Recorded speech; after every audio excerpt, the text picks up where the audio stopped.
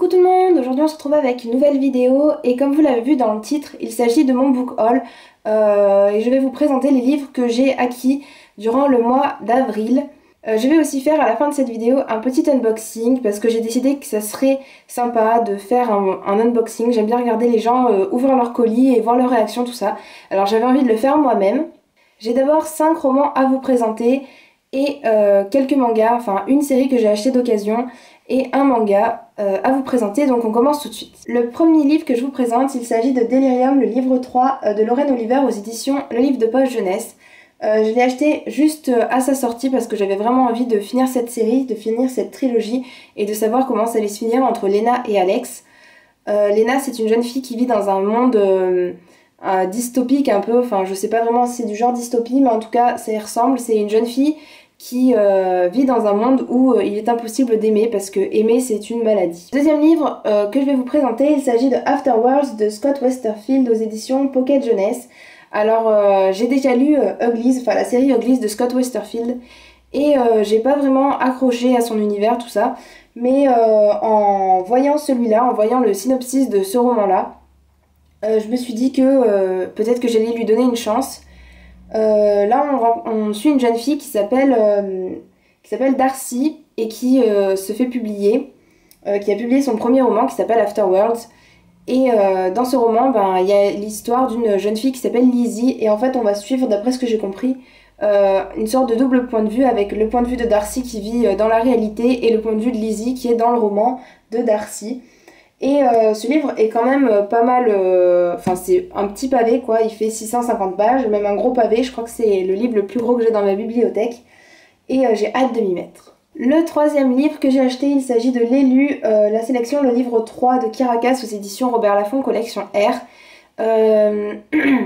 Donc ce dernier tome clôt la trilogie de la sélection, mais il y a le quatrième tome d'après ce que j'ai compris qui allait sortir.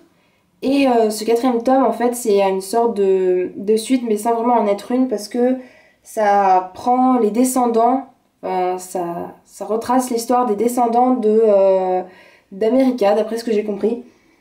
Voilà. Donc même si le deuxième tome m'avait pas vraiment plu et que ça tournait un peu en rond, j'ai quand même hâte de finir cette trilogie. J'ai aussi acheté Deserteur, le tome 2 de la trilogie Imposteur de Suzanne Wenacker aux éditions Robert Laffont, collection R. C'est un livre que j'ai déjà lu aussi, j'avais beaucoup aimé, j'avais bien aimé le premier tome parce qu'il était un peu original, il y avait une sorte de mission, tout ça que Tessa devait accomplir. Et là j'ai trouvé que dans Deserteur ça revenait un peu dans une sorte de banalité, quelque chose qu'on connaissait. Donc il m'a un peu déçue par certains côtés mais c'était quand même une bonne lecture. Et donc Tessa c'est une jeune fille qui a la possibilité de prendre l'apparence de n'importe qui. Et donc elle fait partie d'une branche spécifique du FBI qui recrute les gens qui ont des dons comme ça. J'ai oublié de préciser mais comme chaque fois je mettrai en barre d'infos les liens vers les romans et vers les mangas si une fiche plus détaillée du livre vous intéresse. Ensuite, le dernier roman, il s'agit de Divergente, raconté par 4 de Véronica Ross aux éditions Nathan. Alors, vu que j'aime beaucoup Divergente, je me suis dit que j'allais m'acheter aussi le recueil de nouvelles. Je suis pas vraiment fan de la couverture, je préfère largement l'original, avec la roue, tout ça, j'adore vraiment cette couverture. Et je trouve en plus que ça coûte un peu cher pour la taille du livre, sachant qu'il fait 250 pages et qui coûte le prix de Divergente qui font 400 pages. Dans ce recueil de petites nouvelles, donc il y a 4 nouvelles et on suit 4 dans son insertion dans le monde audacieux. Et j'ai bien aimé retrouver 4, retrouver un peu Triss qui n'est malheureusement pas trop présente dans ce livre. Et je pense relire Divergente parce que le style de l'auteur, son univers, les personnages qu'elle a créés sont vraiment super. Ensuite, passons au manga. Alors j'ai acheté No Longer Heroine de Momoko Koda aux éditions Delcourt, le tome 10 qui clôture la série No Longer Heroine. C'est un manga que j'ai bien apprécié, même si au départ, en ayant lu le résumé, je me suis dit que c'était quelque chose qui allait être différent, puisqu'on suit une jeune fille qui s'appelle Hattori et qui se croit en fait le centre du monde, un peu l'héroïne en fait, et elle croit qu'elle va sortir avec Rita qui est son amie d'enfance et elle pense qu'ils sont destinés l'un pour l'autre, sauf que il y a une personne qui va se mettre en travers de leur chemin et donc le monde va s'écrouler petit à petit autour d'elle. Et j'ai trouvé que l'histoire démarrait bien, sauf que au fur et à mesure, on tombait un peu dans quelque chose de banal, mais c'est quand même un manga où on rigole beaucoup, et donc je vous le conseille. Pour finir, donc je vous ai parlé de la série que j'avais achetée d'occasion, donc il s'agit de Next to You de Atsuko Namba aux éditions Soleil Manga. Alors donc j'ai toute la série du tome 1 au tome 10 et j'en suis au tome 4, enfin je vais lire le tome 5 et c'est une série même si elle est pas vraiment originale, il y a juste comme d'habitude une fille qui s'appelle Lina qui est amoureuse d'un garçon qui habite à côté de chez elle qui s'appelle Kyosuke. Mais voilà, ça sort pas vraiment de l'ordinaire, mais je trouve que c'est quand même un joli manga, les dessins sont pas mal, tout ça.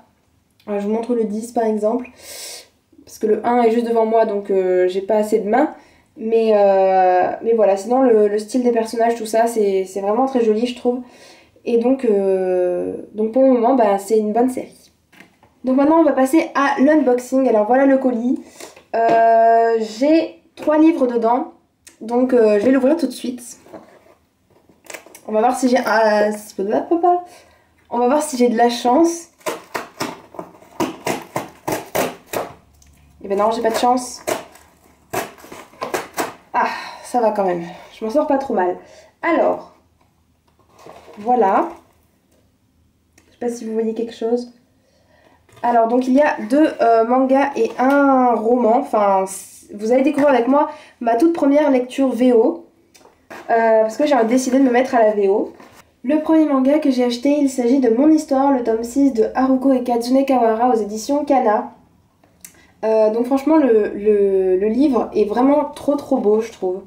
C'est vraiment une des meilleures couvertures de la série, là, pour le moment. Je trouve dans les tons comme ça, un peu couleur soleil couchant, des choses comme ça, même si j'aime pas... Enfin, c'est pas ma série préférée, c'est pas une série que j'adore, c'est une série que je lis pour connaître un peu la suite, mais voilà, c'est pas non plus... c'est pas non plus une série que j'aime, quoi, en fait. Je sais même pas pourquoi je continue à l'acheter, mais vraiment, ce tome-ci est vraiment super joli. Ensuite, j'ai aussi dans le colis Amazon, j'ai Wolf Girl and Black Prince de Ayuko Ahata aux éditions Kurokawa, donc c'est le tome 6. J'avais envie de continuer donc cette série comme d'habitude, donc c'est une jeune fille qui s'appelle Erika. Et voilà, j'avais envie de savoir comment leur relation avec Sata allait évoluer. Touloutoulou, est-ce que vous pouvez deviner ce que c'est? Je pense qu'on ne verra strictement rien. Donc j'ai décidé en fait de me mettre à la VO parce que déjà les livres coûtent moins cher et en plus ça me permettra de pratiquer l'anglais. Je sais pas pourquoi j'ai envie de parler un peu anglais des fois. Donc voilà, j'ai acheté Since You've Been Gone. Since You've Been Gone de Morgan Matson aux éditions je ne sais plus quoi d'ailleurs. C'est Simon & Schuster. Franchement la couverture elle est trop jolie, je l'imaginais pas vraiment comme ça, enfin il y a le titre qui brille un peu.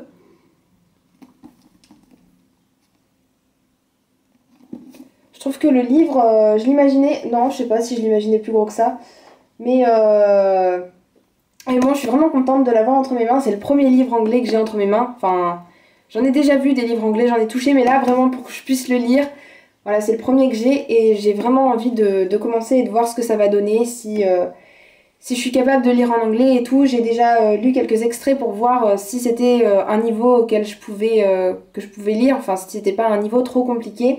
Et en plus il y a Justine de Ferry Neverland qui a dit que c'était une bonne lecture pour elle et que c'était pas trop compliqué, donc pour une première lecture c'était faisable. Donc je me suis dit que j'aurais pu tenter l'expérience. Donc si vous voulez connaître l'histoire, c'est une jeune fille qui s'appelle Emily qui un jour voit sa meilleure amie disparaître, donc qui s'appelle Sloane. Enfin un jour elle va chez elle et elle la trouve plus, elle sait pas où elle est passée en fait. Et il y a juste une lettre, une liste en fait de choses qu'elle doit faire, que sa meilleure amie lui a écrit pour qu'elle le fasse. Donc des choses toutes cons comme aller draguer un mec ou embrasser quelqu'un au soleil couchant, enfin des choses comme ça. Et donc il y a une sorte de mystère autour de cette fille Sloane qui a disparu et on ne sait pas trop où elle est passée. Voilà, j'espère que ma vidéo vous aura plu. Donc c'était les livres que j'ai achetés durant le mois d'avril. Comme je le disais, n'hésitez pas à aller faire un tour dans la barre d'infos s'il y a un de ces romans qui vous intéresse, si vous voulez savoir, si vous voulez en savoir plus sur le résumé par exemple. Moi je vous dis à bientôt dans une prochaine vidéo. Ciao ciao!